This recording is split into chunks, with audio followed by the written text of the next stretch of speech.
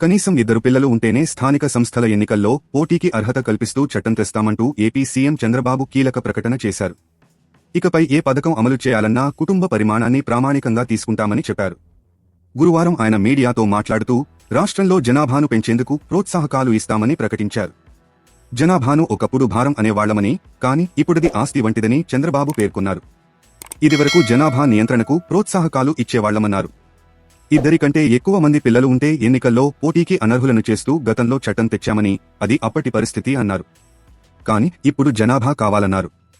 ఇప్పుడు కనీసం 2 పిల్లలు ఉంటేనే పోటీకి అర్హత కల్పిస్తామని తెలిపారు.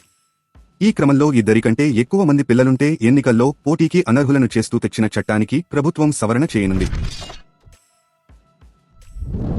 విధి నిర్వహణ విషయంలో సీఎం చంద్రబాబు ఎంత ఖచ్చితంగా ఉంటారో తెలిసిందే. తాజాగా అలసత్వం ప్రదర్శించిన పలువురు మంత్రులు, ఎంపీలపై చంద్రబాబు ఆగ్రహం వ్యక్తం చేశారు. నాకు కావాల్సింది ఫోటోలకు పోజులు ఇవ్వడం కాదు, నాకు కావాల్సింది ఫలితాలు అని వారితో నిర్మోహమాటంగా చెప్పారు. ముఖ్యంగా సోషల్ మీడియా వినియోగంలో విఫలమయ్యారంటూ చంద్రబాబు అసంతృప్తి వ్యక్తం చేశారు. అదే సమయంలో పార్టీ సమావేశానికి ఎంపీలు రాకపోవడం ఏంటని నరసరావుపేట ఎంపీ లావు శ్రీకృష్ణదేవరాయలను ప్రశ్నించారు. పార్టీ సమావేశం కంటే ఇతర పనులే ముఖ్యమని మండిపడ్డారు. ఎమ్మెల్యేలు, ఎంపీలు, ఆయా జిల్లా ఇన్ఛార్జి మంత్రుల సమన్వయంతో పనిచేయాలని చంద్రబాబు స్పష్టం చేశారు. క్షేత్రస్థాయి సమస్యలను ఇన్ఛార్జి మంత్రులకు చెప్పి పరిష్కరించాలని, ఎమ్మెల్యే తప్పు చేస్తే ఇన్ఛార్జి మంత్రిదే బాధ్యత అని హెచ్చరించారు.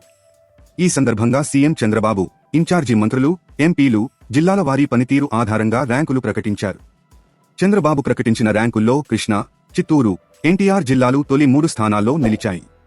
చివరి 3 స్థానాల్లో కడప, అల్లూరి సీతారామరాజు, తూర్పు గోదావరి జిల్లాలు నిలిచాయి. సోషల్ మీడియా వినియోగంలో మంత్రి ఫరూక్ చివరి స్థానంలో నిలిచారు. ఈ విషయంలో చంద్రబాబు అసహనం వ్యక్తం చేశారు. ప్రభుత్వ కార్యక్రమాలపై సోషల్ మీడియాలో విస్తృతంగా ప్రచారం చేయాలని పేర్కొన్నారు. కేంద్ర నిధుల సాధనకు ఎంపీలు, రాష్ట్ర మంత్రుల మధ్య సమన్వయం పెరగాలని అన్నారు.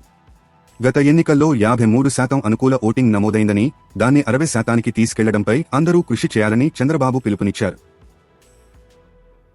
తాజా సమాచారం కోసం లైక్ చేయండి, సబ్స్క్రైబ్ చేయండి, నోటిఫికేషన్ల కోసం గంట సింబల్ ఆన్ చేసి పెట్టండి.